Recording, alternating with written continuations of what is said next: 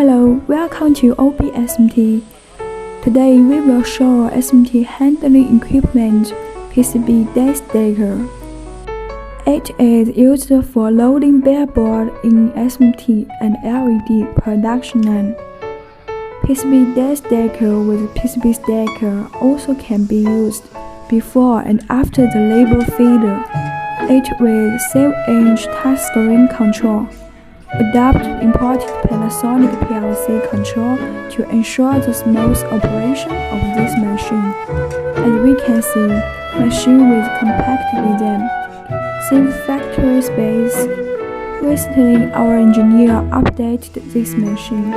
Automatic voice adjustment in the conveyor direction can be changed easily in the touchscreen.